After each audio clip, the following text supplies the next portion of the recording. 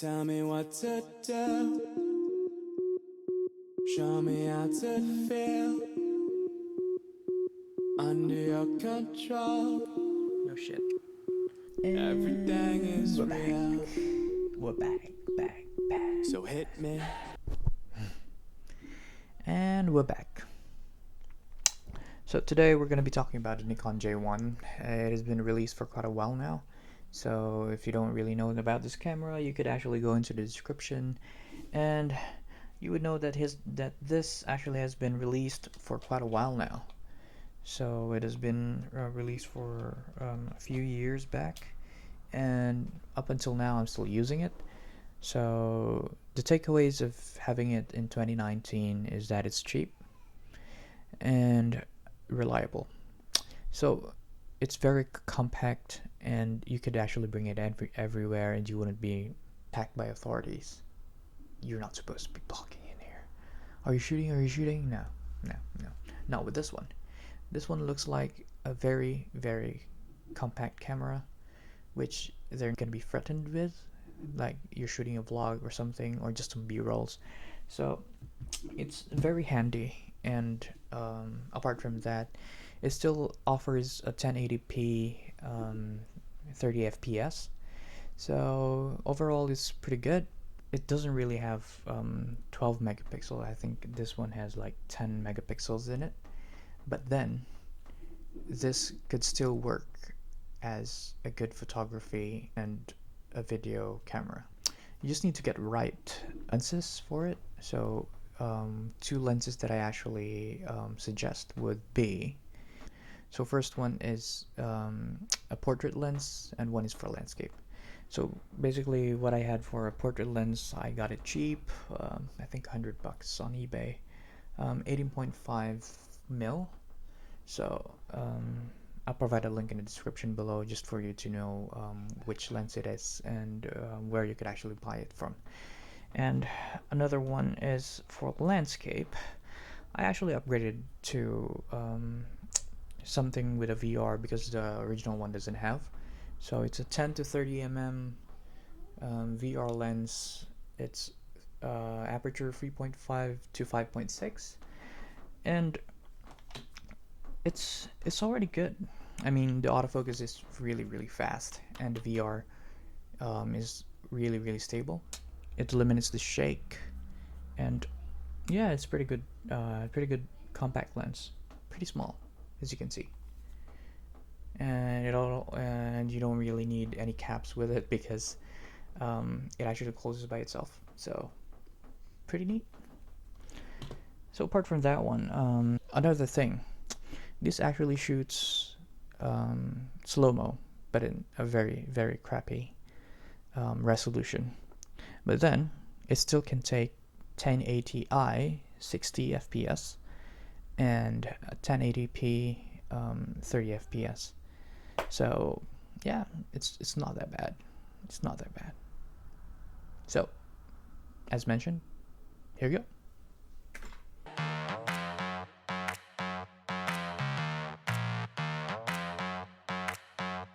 So hit me.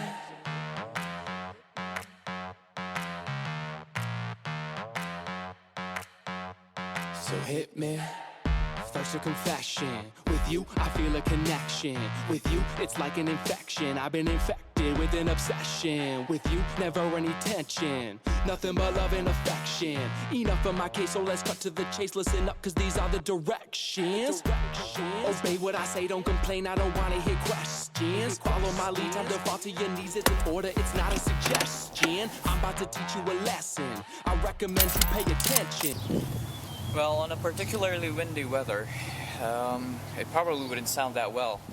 But if you're in a really silent environment, so the J1 actually performs well. It's still a pretty decent camera. It's pretty compact and everything.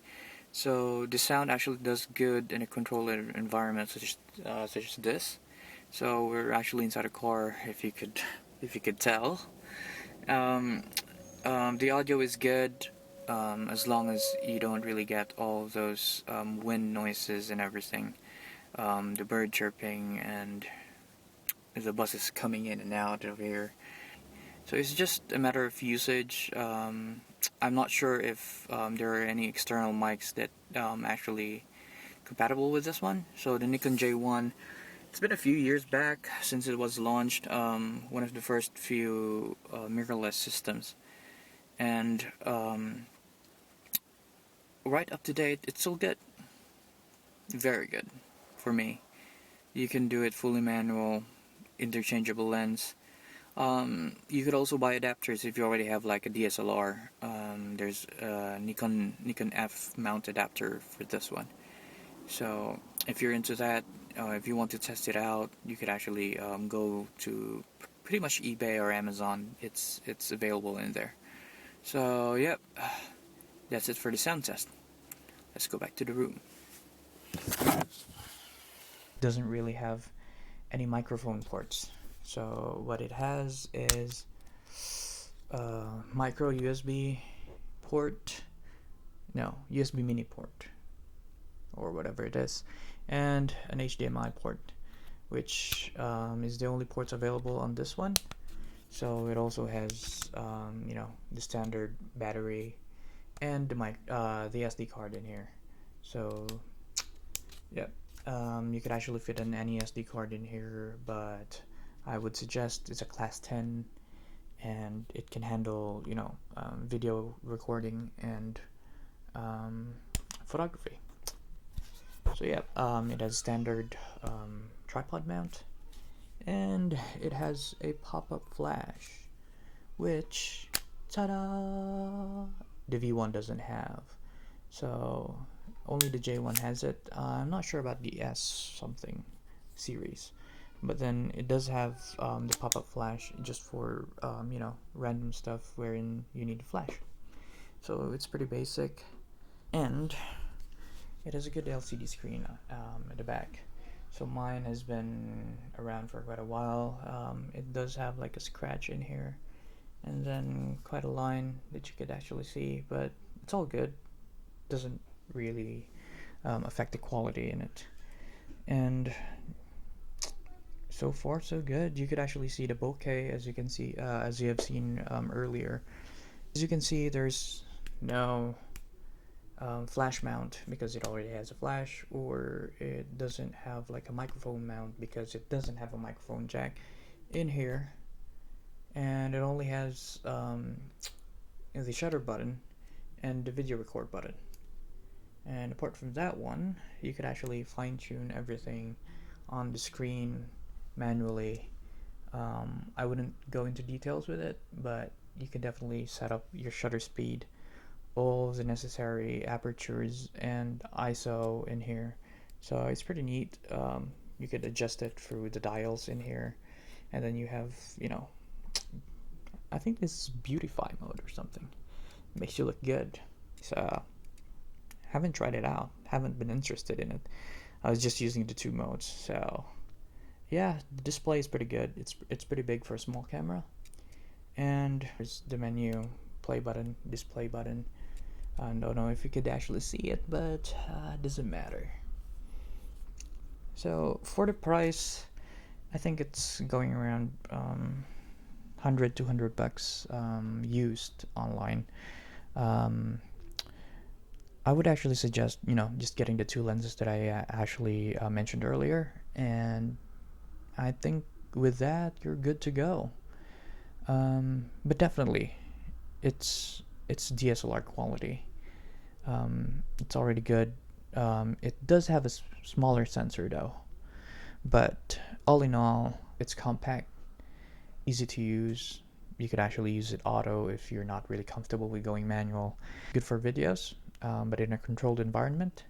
The audio isn't that good, but you could actually make do with better acoustics within your environment. So you just need to get a small space, or maybe an empty room, or just a room without any other noise going on. So yeah, it's pretty decent. I would still use it further on, especially with travel, wherein I wouldn't really take high-res photos and videos, and just for recording, for documenting, just for myself personally.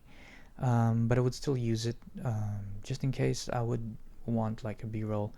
The stabilization is good for the lens. You don't really need a gimbal with it unless you have really shaky hands like me. But as you can see with the footage earlier, it wasn't really that bad with my shaky hands. So yeah, I would still recommend this camera, this tiny itty bitty camera. All in all, for startup photographer or a startup filmmaker, just try to practice every day. This wouldn't be a hassle to bring, especially when you're after work, you want to shoot something, keep it going. Shoot and shoot every day. That's all I can say. So just remember, even with a small camera, you could still do great things. Experience gives you the best lessons. And yeah, this camera has been with me for thick and thin. Been with it for like 5 years already, so all good. I would say this camera would be 6 of 10, judging by normal standards of DSLRs nowadays. But then I would still recommend it to people who are starting with photography, doesn't have enough budget, or you need to bring it with you every day. Much compact, much more convenient, very portable, and it's not the camera that makes the photo great. It's the eye for detail and composition. So how you tell the story is what matters. So if you start with a crappy camera, does it matter? No. As long as you have the gear that would actually suffice you with what you really need. For example, just the manual features of it when you're starting photography, or if it does shoot video, then that's already good. And at the end of the day, it's not the camera that creates a great photo, it's the photographer that actually makes it. So I guess that's it for today. That's for the J1 review. It's not the best camera out there. It's old and it has a small sensor, but it does do the job for you, especially with great lighting and a good environment. Okay, that's it. I'll see you next. Up next, GoPro Hero 7 Black. I'll be taking a review of it after how long has it been? A year? Yeah, it's a year. So a year of usage of the GoPro Hero 7 Black. What I could actually say, what I could actually tell you about its performance if you still don't have it. What are the best settings for it? And yeah, I guess that's it. We'll all leave it up to the next video. See you then. Bye. Ciao. Whatever you say, go. Nobody needs to know. Whatever you say, go. I'm under your control. So hit me. So for the remainder, you were about to get chained up. If ever you feel you're in danger, just say the safe word, I won't get angry. Now, I'm done being playful. I promise that I keep it tasteful. So, lay on the table, cause this is about to get painful. Open up wide, I'm going inside. You're not going nowhere until the sunrise. I love when you scream, I know what it means. That's why we make a good team. But never a witness. How we get off is nobody's business, is it? So, it's funny how nobody knows how much you love being under control. Tell me what to do, show me how to